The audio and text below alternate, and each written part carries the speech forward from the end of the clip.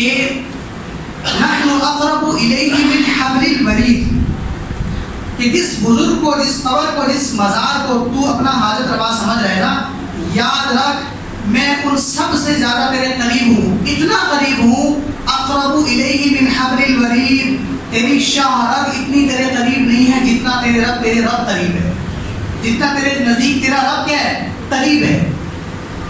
تو جو رب میرے اتنے قریب ہو جاتا ہے کہ جب میں ہاتھ اٹھا کر دعا مانگتا ہوں تو اس رب سے مانگوں گا یا اس سے مانگوں گا کہ جو خود بیچارہ مٹی میں مٹی ہو چکا ہے، جس کو یہی نہیں پتا کہ میرے اوپر کون چادر چڑھا رہا ہے، میرے پاس کون آ کر مانگ رہا ہے، جس کو یہی نہیں پتا، بلکہ اس کی ہڈیاں بھی اندر قبر میں باقی ہیں یا کہ نہیں یہ بھی طے نہیں ہے، وہ خود کس کیفیت میں ہے جس کے بارے میں یہ بھی نہیں پتا۔ ہاں اچھا گمان ہے کہ یہ بندہ عبادت کرتا تھا، بزرگ ہے، اچھا گمان تو ہر کسی سے رکھنا چاہیے۔ وہ تو عام آدمی کے بارے میں بھی آتا ہے کہ عام آدمی بھی گناہ گار ہے نا، اگر وہ دنیا سے چلا گیا تو رسول اللہ صلی اللہ علیہ وسلم کے ارشاد ہے اس کی برائیاں بیان نہیں کریں گے ہم۔ عام آدمی ہے وہ، کوئی بزرگ پیر نہیں ہے بلکہ عام آدمی ہے۔ آپ نے فرمایا کہ اگر وہ بھی دنیا سے چلا گیا، فوت ہو گیا، چاہے مسلمان مرد ہے یا کیا ہے، عورت ہے، اس کی برائی بیان نہیں کرنی مرنے کے بعد، بلکہ اس کی اچھائیوں کا تذکرہ کرنا ہے۔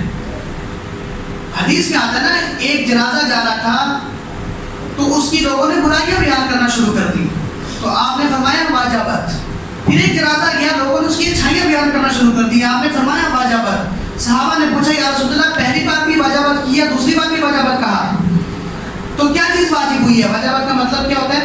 واجب ہو گئی، تو کیا چیز واجب ہو گئی؟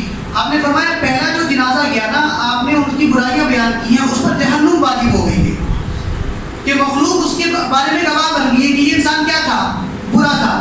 دوسرا جو جا رہا تھا اس کی اچھائیاں بیان کی گئی، اللہ نے اس پہ کیا کر دی، واجب، جنت واجب کر دی، کہ مخلوق اس پر گواہ ہو گئی ہے کہ یہ کیا ہے، یہ اچھا آدمی ہے۔ تو جس کی آپ نے برائی بیان کی، وہ آپ کی برائی بیان کرنے کی وجہ سے اس پر کیا واجب ہوئی، جہنم۔ جس کی آپ نے اچھائی بیان کی، آپ کی وجہ سے اس پر کیا ہو گئی، جنت واجب ہو گئی۔ تو آپ نے فرمایا کہ بھئی جب بھی کوئی مسلمان مرد یا عورت دنیا سے جائے تو کبھی بھی اس کی برائیاں اور عیب بیان نہیں کرنے چاہیے، بلکہ اس کی کیا بیان کریں، خوبیاں اور نیکیاں بیان کریں، تاکہ آخرت میں اس کے لیے کیا ہو، اچھا حساب کتاب ہو۔ ایک عام آدمی کے لیے یہ جو ہے وہ ترغیب دی گئی ہے۔ تو جو بڑے بزرگ ہیں ان کے بارے میں تو نیک گمان رکھنا چاہیے کہ یہ اچھے لوگ ہوں گے، لیکن اس قدر اچھے نہیں ہیں کہ وہ اب ہمیں اولادیں بھی دیں گے، وہ اب ہمیں شفا بھی دیں گے، وہ اب ہمارے کاروبار بھی سیٹ کریں گے، وہ اب ہماری نوکریاں بھی لگوائیں گے، وہ اب ہمارے فلاں پھنسے ہوئے کام بھی لگوائیں گے۔ اس قدر گمان کرنا اللہ کے سوا کسی سے بھی جائز نہیں ہے۔ اللہ تعالیٰ